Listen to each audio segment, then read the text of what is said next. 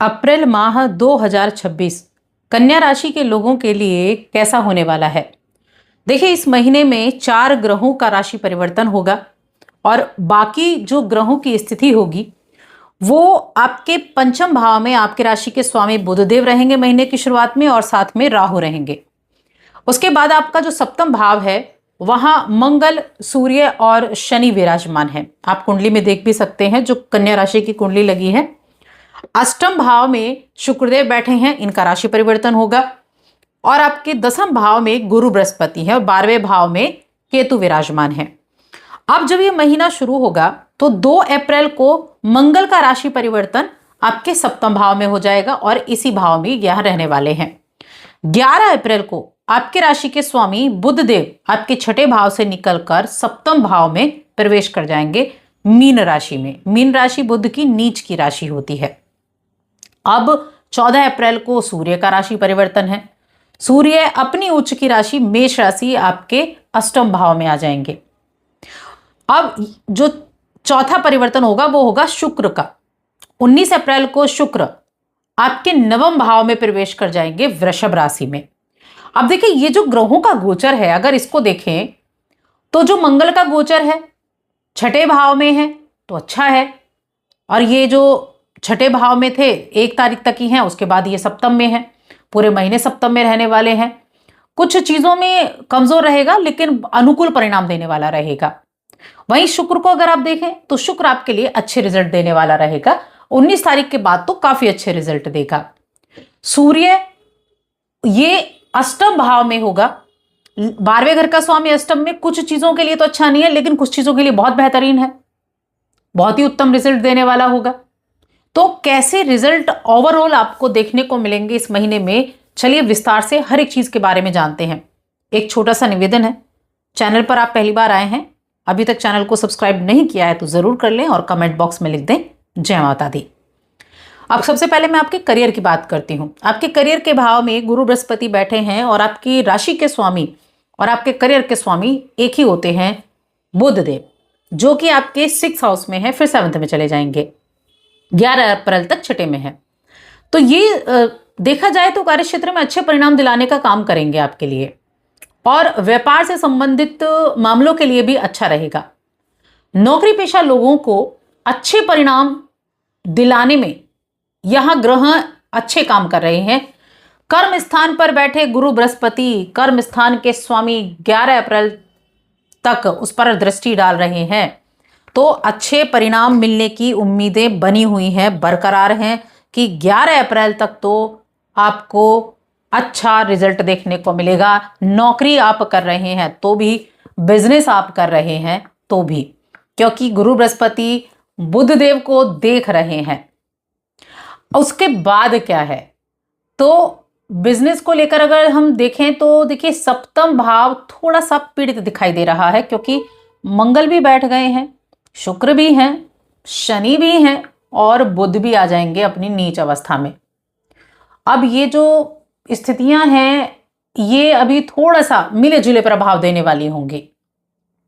14 अप्रैल तक सप्तम में सूर्य भी हैं, तो बहुत अच्छा तो नहीं कहा जाएगा, मिले जुले प्रभाव आपको देखने को मिलने वाले हैं। या डिपेंड ये चीजें करती हैं कि आपकी महादशा अंतरदशा कौन सी चल रही है, तो मिला जुला प्रभाव आपको देखने को मिलेगा। लेकिन जब हम खाली नौकरी की बात करते हैं, नौकरी करने वाले जातकों की बात करते हैं, तो नौकरी पेशा जातकों के लिए अच्छा रहने वाला है। भले ही छठे भाव के स्वामी की स्थिति अच्छी नहीं है लेकिन फिर भी अच्छा रहेगा। शुरुआत में तो मंगल भी आपको मददगार साबित होंगे। छठे भाव पर जो गुरु की दृष्टि है ये सबसे बेहतर है, बहुत बेहतर परिणाम दिलाएगी, अच्छा काम दिलाएगी, अच्छे सोर्सेज बनाएगी, और ये जो महीना है अच्छे निर्णय भी आप ले पाएंगे। व्यापार से संबंधित मामलों में थोड़ा रिस्क कम लेना है, रिस्क कम लेना होगा। अगर आप चाहते हैं कि हाँ आपको अच्छे रिजल्ट मिले तो उसके लिए आपको थोड़ा सा ध्यान देने की आवश्यकता रहेगी। बुध ग्रह जो हैं वो जैसे नीच के हो जाएंगे 11 तारीख से, तो 11 तारीख से पहले चीज़ों को अच्छे से मेंटेन भी कर पाएंगे और अच्छे रिजल्ट भी हैं, लेकिन 11 तारीख के बाद बहुत बड़ी उपलब्धि व्यापार में आपको नहीं देखने को मिलेगी। इसके बाद हम बात करते हैं फाइनेंशियली कैसी स्थिति रहेगी आपकी, यानी कि धन की स्थिति कैसी है। अब करियर की हमने बात कर ली, लेकिन जब धन की बात हम करते हैं तो आपके धन भाव के स्वामी शुक्रदेव हैं, लाभ भाव के स्वामी चंद्रमा है।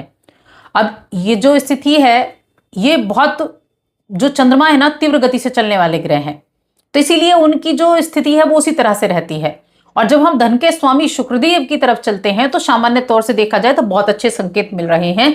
धन भाव के स्वामी शुक्र 19 अप्रैल तक आपके 8वें भाव में रहकर धन भाव को देखेंगे तो आमदनी अच्छी होगी, बचत कर पाएंगे।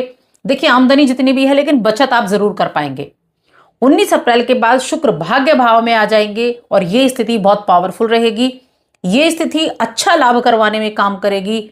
धन के कारक गुरु बृहस्पति की पंचम दृष्टि लगातार दूसरे भाव पर है, ये भी आपको धन बचाने में मददगार होगी। तो आर्थिक मामले में काफी अच्छा सहयोग आपको मिल रहा है और इस तरह से हम देखें तो अच्छा परिणाम दिख रहा है। करियर में हमने जो छोटी मोटी प्रॉब्लम्स की बात की उसके लिए हम थोड़े उपाय भी करेंगे, लेकिन फिर भी पैसे की स्थिति अच्छी बनी। कई बार होता है ना कि टेंशन चल रही है जॉब में, टेंशन चल रही है बिजनेस में, लेकिन लाभ तो हो रहा है। तो इसीलिए यहाँ एक चीज बहुत अच्छी है कि कमाई आपकी कितनी भी हो, कमाई होगी, मैं ये नहीं कह रही हूँ कमाई भर भर कर होगी, कमाई कितनी भी हो जो होगी, लेकिन बचत आप कर पाएंगे। अब कार्यक्षेत्र में अच्छी कमाई भी करेंगे तो लेकिन बचत के मामले में बहुत अच्छा महीना है ये। तो ओवरऑल देखा जाए तो अच्छा है।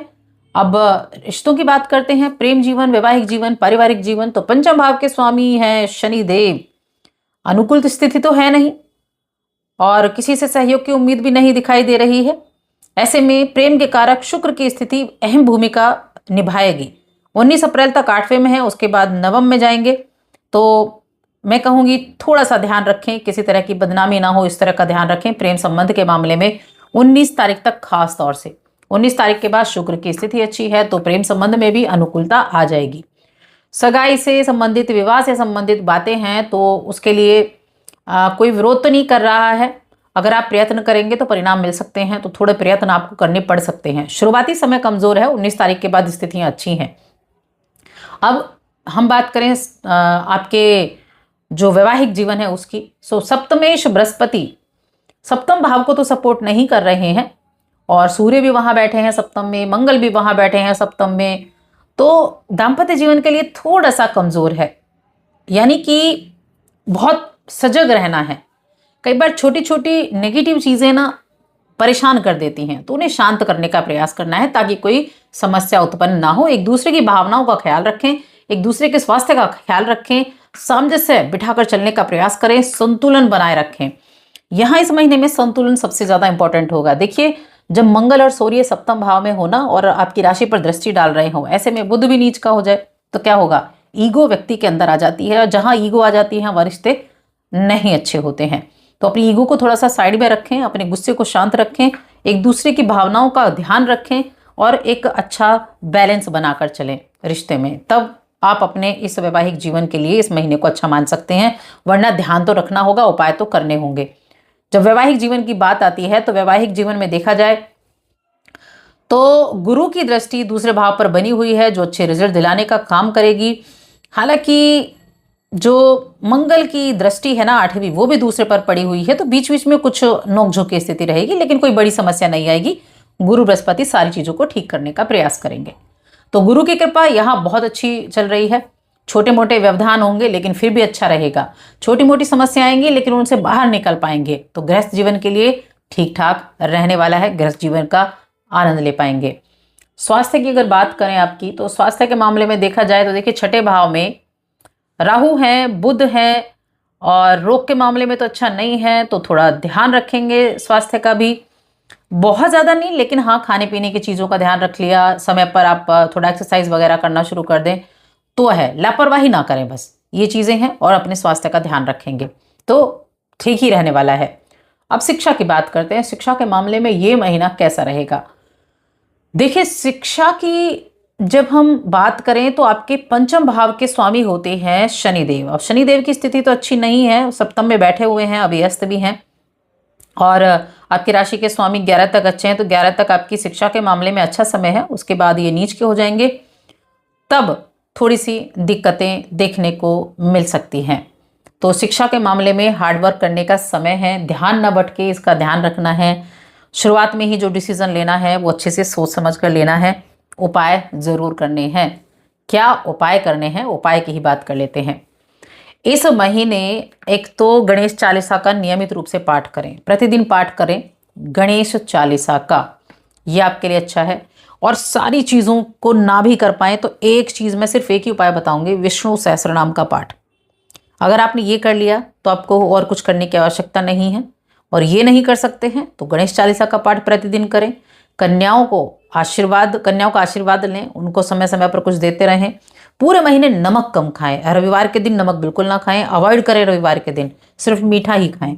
तो ये करें आप। तो बस आज की इस वीडियो में इतना ही।